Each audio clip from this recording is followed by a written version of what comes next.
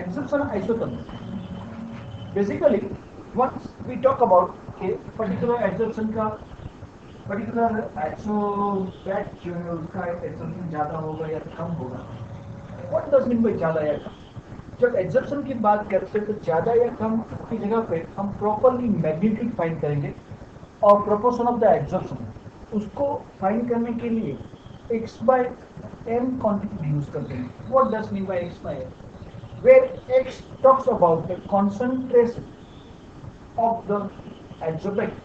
कितना एब्जॉर्बेट का कॉन्सेंट्रेशन हुआ जो एब्जॉर्प्शन हो रहा है उसका कॉन्सेंट्रेशन कितना, they find out that. X is the concentration of or the number of moles of adsorbate, and what does M talk about? M is the weight of the adsorbent. जिसके ऊपर adsorption हो रहा है उसका weight कितना है. M is the mass of this and कितना concentration यहाँ पे adsorb हुआ उसको हम X बोलेंगे. And again और एक चीज याद रखनी है कि इसमें जब हम X फाइंड करते हैं, सपोज यहाँ पे बात कर रहा हूँ इसका क्वांटिटी कितना दिया मास m और यहाँ पे कितना कॉन्सेंट्रेशन एब्जॉर्ब हुआ. बट उसमें एक चीज ध्यान रखनी है, जो गैस एब्जॉर्ब हो रहा है वो दो स्टेट में होता है. एक होता है फ्री स्टेट में अभी जो ऊपर से जा रहा है और दूसरा एब्जॉर्ब स्टेट में. एक्चुअली होता है ऐसा, फ्री स्टेट वाला एब्जॉर्ब होगा और जो एब्जॉर्ब हो चुका है वो वापस जाता है जिसको हम डिसॉर्प्शन बोलते हैं. जिसको हम क्या बोलेंगे? तो जब एब्जॉर्प्शन एंड डिसॉर्प्शन के बीच में जब इक्विलिब्रियम एस्टैब्लिश होता है उस टाइम पे यहाँ पे कॉन्सेंट्रेशन कितना है वो कॉन्सेंट्रेशन को हम क्या बोलेंगे? x. And x by m gives you the magnitude of the absorption. It gives you the magnitude of absorption. Now experimentally x by m की वैल्यूज फाइंड करेंगे अलग अलग टेम्परेचर पे and at different pressure also. तो अगर हम x by m versus p जब plot करते हैं एट ए फिक्स टेम्परेचर, पहले 273 केल्विन पे फाइंड किया गया, तब हमको ये ग्राफ मिलता है. देन उसका टेम्परेचर चेंज किया गया 244 केल्विन पे कितना आ रहा है एंड देन वापस 195 केल्विन पे कितना आ रहा है. तो जब हमने ये तीन फाइंड किए तो इसको हम आइसोथर्म्स बोलते हैं. आइसो का मतलब होता है इक्वल, थर्म्स का मतलब सेम टेम्परेचर. यहाँ पे कांस्टेंट टेम्परेचर पे ये एक्सपेरिमेंट्स किए गए थे और x by m versus p का ऑब्जर्वेशन किया गया था. पता ऐसा चल रहा है कि जब प्रेशर लो होता है तब x by m is directly proportional to pressure. वो प्रेशर जब बढ़ता है तो बढ़ता है, बट हायर प्रेशर पे उसकी वैल्यू कांस्टेंट हो जाती है. हायर प्रेशर पे कांस्टेंट हो जाती है. एंड जितना टेम्परेचर लो है, यू कैन सी दैट, जितना टेम्परेचर लो उतना x by m का वैल्यू हाई है. करेक्ट है? तो इसको आइसोथर्म्स बोलते हैं. Now there are two types of isotherms we need to study. तो हम पहला वाला हमको जो पढ़ाई करना है वो है Freundlich absorption isotherm. The first one which we need to study is Freundlich absorption isotherm. Freundlich ने ऐसा किया था, उन्होंने काफी सारा एक्सपेरिमेंट किए and from those experimental value उन्होंने जब ऑब्जर्व किया तब उनको पता चला जो x by m है और प्रेशर p है, ओके, वो इस तरीके से रिलेशन में एक दूसरे के साथ x by m is proportional to p raised to 1 by n. और अगर हम प्रोपोर्शनलिटी निकाल देते हैं x by m equals to k p raised to 1 by n, where k and m ये दोनों कांस्टेंट है.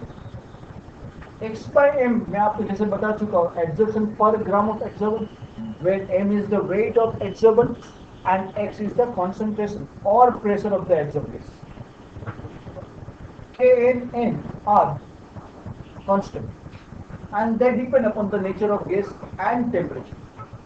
इसको हम फ्रेंडली एब्जॉर्प्शन आइसोथर्म बोलते हैं. जो ऊपर हमने ग्राफ देखा ये वाला, ओके, वो भी ये चीज दिखाता है और दूसरा ये ग्राफ है वो भी फ्रेंडली एब्जॉर्प्शन आइसोथर्म दिखाता है. ये वाला ग्राफ मैं आपके साथ डिस्कस करता हूँ, बट उससे पहले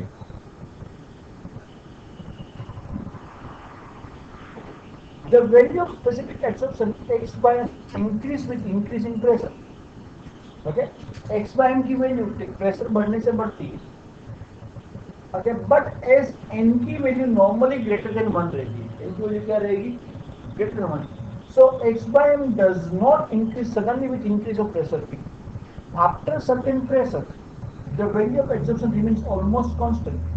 This isotherm curve is drawn over here. ये वाला हमारे पास जो कर्व है वो फ्रेंडलिक एब्जॉर्प्शन आइसोटोन कर्व है. इसका दूसरा फॉर्म एक अलग जगह पे भी दिया गया है.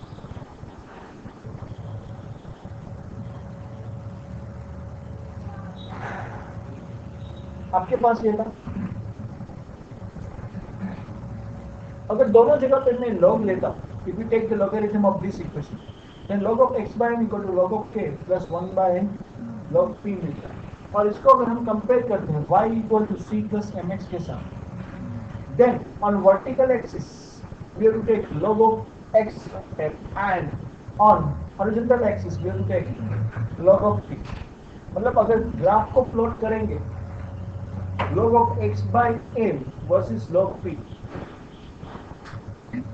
then it will be a straight line as shown over here. वो स्ट्रेट लाइन होगा. जहाँ पे इंटरसेप्ट मिलता है वो log k आपको दिखाएगा. उस log की वैल्यू क्या दिखाएगा आपको? 1 by n. This is everything is written over here which I said. बराबर क्या?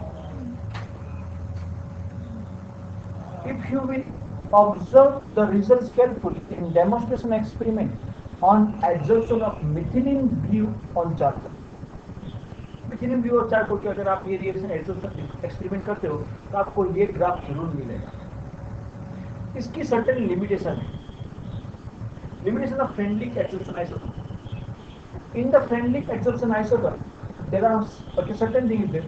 This isotope is applicable in certain limits of pressure. थोड़ा ही प्रेशर के लिए वो एप्लीकेबल है. अगर प्रेशर की वैल्यू बढ़ाते हैं, then it shows deviation at high pressure, so that the curve of isotope is changed. K and N are constant for a given gas, but okay, for same adsorbent and same adsorbent, but they again change with the temperature. उसी pair के लिए adsorbent and adsorbent की pair के लिए K and N की value change होती है. ध्यान से. Freundlich adsorption isotope is empirical. Empirical का मतलब क्या है? Okay, एक्सपेरिमेंटल ऑब्जर्वेशन के बेस पे बनाया गया. There is no theoretical proof of it. कोई प्रूफ नहीं इसका. Okay, अगर हम 1 by n की वैल्यू 1 लेते हैं, मतलब n equal to 1 लिया, at that time x by n equal to k p मिलता है, मतलब it is directly proportional to the pressure.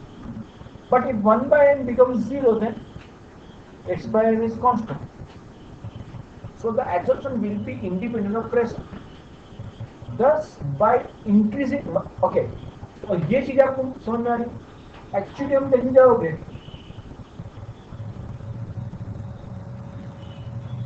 ये ग्राफ के अंदर, यहाँ पे हायर प्रेशर पे x by n कांस्टेंट था. मतलब क्या हुआ? यहाँ पे 1 by n 0 तभी ये मिलेगा. एंड यहाँ पे डायरेक्टली प्रोपोर्शनल है ये पोर्शन के लिए, तो यहाँ पे 1 by n equal to 1 है. बाय द वे यहाँ पे टेम्परेचर सेम है, टेम्परेचर को चेंज नहीं किया है. So at a given temperature for the same adsorbent and adsorbent, we are getting different value of n. We are getting different value of n, which Freundlich could not explain. यहाँ पे constant क्यों आ रहा है, यहाँ पे ये क्यों आ रहा है, तो उसकी वजह से n की वैल्यू अलग अलग आ जाती है. Okay, तो Freundlich के लिए थोड़ा प्रॉब्लमेटिक चीज थी है.